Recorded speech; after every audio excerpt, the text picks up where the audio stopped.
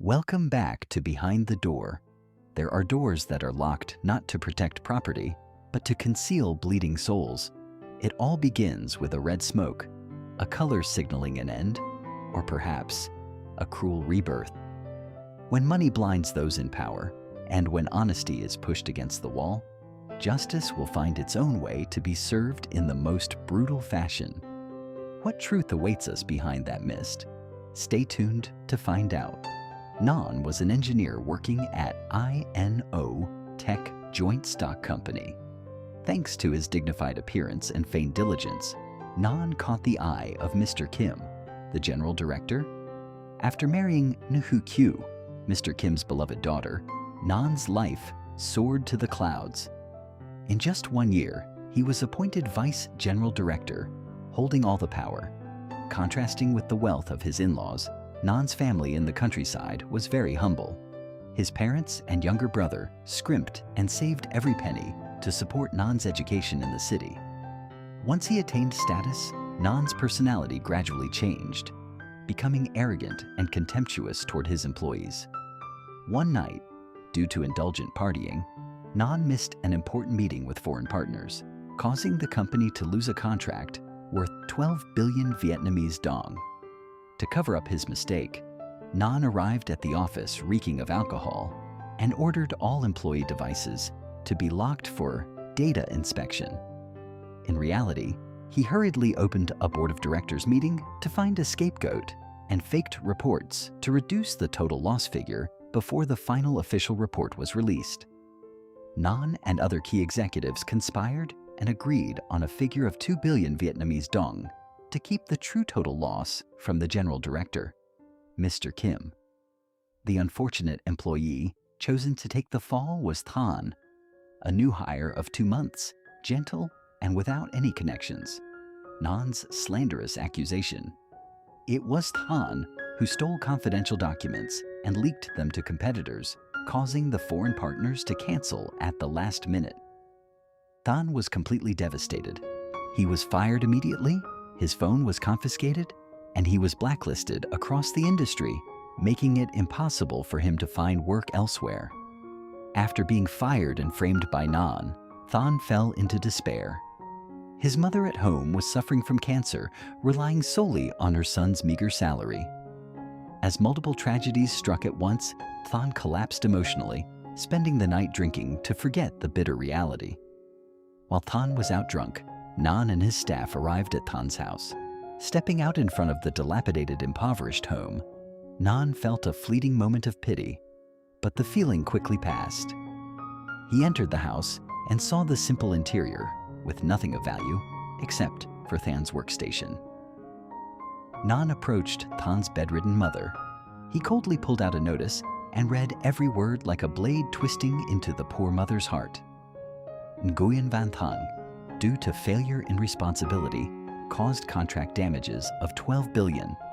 An immediate compensation of 2 billion to the company is required before legal action is taken. Reading the decision, Nan sneered mockingly. "Please tell your son the document has been delivered. My, such a heavenly crime, and he actually dared to do it. Ha ha ha ha. If you have a little something, help your son out. If not, your son will find it hard to escape prison. Ha ha ha ha." Nan left the paper on the table and turned away as if nothing had happened. The poor woman was shocked beyond words. "You..." Tan's mother stood frozen. She didn't believe her son would do such a thing, but due to her illness, she had no strength to speak and could only weep silently in pain. At this moment, Thanh returned in a semi-conscious state of drunkenness. He tried to straighten his clothes to look like he had just returned from work, not wanting his mother to know he had been fired. Previously, Thanh had begged Nan not to inform his family because of his mother's illness. Nan had agreed, but in reality, he wanted to pressure the family for money. He thought Thanh would pay up in silence, unaware that he had just sowed the seeds of a terrifying nightmare for his own future. Thanh walked in and saw the paper on the table. His mother at this point had grown weak and fainted from the massive shock. He frantically rushed her to the emergency room.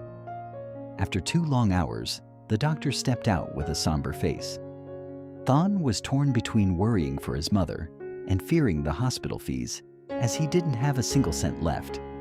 The doctor had to call his name 3 times before he heard it. Your mother suffered a severe shock leading to a brain hemorrhage combined with her cancer. We couldn't save her? Go in and see her one last time. Thanh wailed in despair and ran to the hospital bed. His mother used her remaining strength to touch his head. I believe you. My son is always responsible. I know that. Every word his mother spoke was like 1,000 knives carving into Than's heart. Then she revealed one last truth. At the head of my bed, inside the wall, there is a hollow space. I left a little dowry for you to keep. I intended it for your wedding and your career. But now I can't wait anymore. Are you angry with me? Thanh sobbed. No, mother, I could never blame you. As he finished his sentence, she passed away, her hand still tightly clutching her son's. Thanh burst into tears like a child, a sight that broke everyone's heart. Meanwhile, in a luxury hotel, Thanh was cuddling with his mistress, enjoying himself and disregarding his wife, children, and the pain of Than's family. After the funeral, Thanh returned to his normal life, but his heart boiled with hatred whenever he looked at the company document, the thing that had indirectly killed his mother. He tried to find the director to tell the truth, but Thanh had suppressed everything, and his old colleagues were too afraid to speak up. Helpless, Thanh took a job as a laborer at an ice factory. 2 months later, Thanh came to the ice factory, demanding the 2 billion. A fierce argument broke out. Thanh shouted, "Because of you, my mother died. Now you dare show your face here." Thanh didn't know that Than's mother had passed away and continued to spew venom. It's because your old lady was sick and dying. What's it got to do with me? You better pay up or I'll take you to court. This house and land should just about cover it. After that day, Thanh sent thugs to harass the ice factory, causing Thanh to be fired. No matter where Thanh went to apply for a job, he was sabotaged. His life became a living hell. His hatred reached its peak. Returning home, Thanh threw things in frustration, accidentally puncturing the wall at the head of the bed. He suddenly remembered his mother's words and opened the partition. Thanh was stunned. Trembling, he removed the wooden plank and took out a small faded wooden box. Opening the lid, the glint of gold and stacks of high-denomination bills appeared. It was 2 billion Vietnamese dong and 4 taels of 9999 gold, the lifelong savings of a poor mother who scrimped on food and clothes for her only son. Looking at the money and gold, Thanh whispered, "I'm sorry, mother."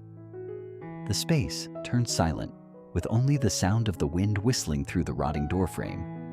Thanh didn't rush to use the money immediately. He spent a sleepless night sitting before his mother's altar.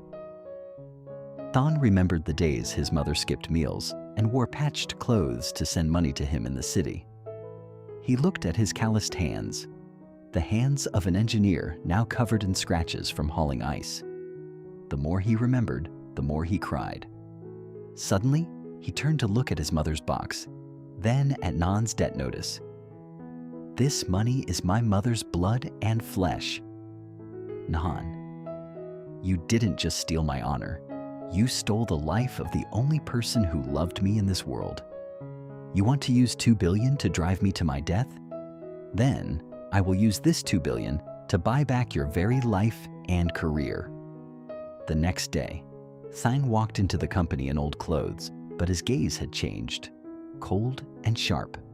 Thanh was sitting in his swivel chair, feet on the desk, sipping expensive coffee. Suddenly, the secretary announced that the police and a lawyer wanted to meet. Thanh feared his involvement in smuggling goods had been exposed, but that fear quickly vanished, replaced by a look of contempt when he saw Thanh. Thanh, oh, the ice-hauling engineer is here? What, did you sell a kidney or your house to get billions so fast? Or did you steal it from someone? Thanh, calmly, clean money or dirty money, Just sign this debt recovery confirmation and you'll know. Non, signing while laughing. Once you pay this debt, you'll still be nothing but a street bum, Thanh. In this city, without my word, not even a dog would dare hire you. Action. Thanh took the signed document, said nothing, looked directly at Nan's Vice General Director plaque, and turned to walk away. A mysterious smile appeared on Than's lips, the smile of a hunter who has already set the trap.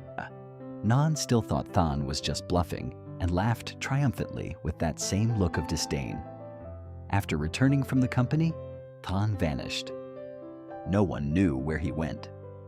According to those nearby, Thanh sold the old house, gathered all his capital and engineering knowledge, and went abroad or to another city to join a major technology corporation. He worked frantically, 20 hours a day, using hatred as the fuel to rise. 2 months later, Fang stood on the rooftop of a skyscraper, looking toward the old company and said, "The game has only just begun, Tran Van Nan. In 2 years, I will make you pay back both the principal and the interest." Nan had received the money, attained power, and enjoyed freedom with his mistress. He believed the past was buried alongside the death of Than's mother. But ladies and gentlemen, 2 years later, a mysterious figure appeared with a massive fortune and began buying up every last breath of Nan's career. 2 years later. And here, today's audio version of Part 1 comes to a close. If you find this content meaningful, please share it with your loved ones. Wishing you and your family peace, understanding, and love. See you in the extremely exciting Part 2. Don't miss it.